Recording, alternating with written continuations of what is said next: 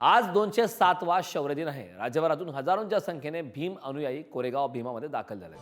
शौर्य दिनाच्या निमित्ताने कोरेगाव भीमामध्ये चोख पोलीस बंदोबस्त ठेवण्यात आलाय।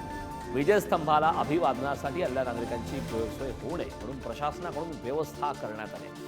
वंचितचे अध्यक्ष प्रकाश आंबेडकर यांनी विजयस्तंभाला अभिवादन केले।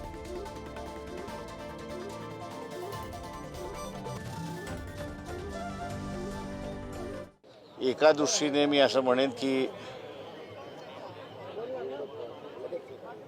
हा जो संघर्ष आहे, भीमा कोरेगावचा संघर्ष जो आहे,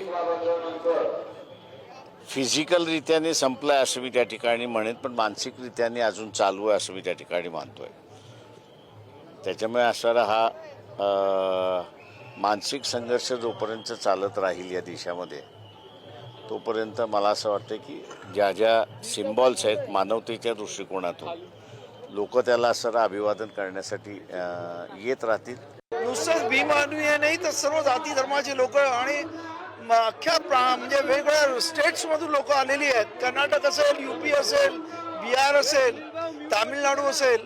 त्यामुळे आज हा जो एक क्रांती संग्राम आहे तो आता हा संपूर्ण देशभर याचं लोट पसरलेलं आहे। लोकांमध्ये याची जाणीव झालेली आहे आणि या देशातला तमाम जो बहुजन वर्ग आहे, दलित आहे, कष्टकरी आहे, यांना आजचा दिवस हा स्वतःचा मुक्ती संग्रामाचा दिवस, आपल्याला मुक्ती मिळाली अशा पद्धतीने लोक पाहत आहेत।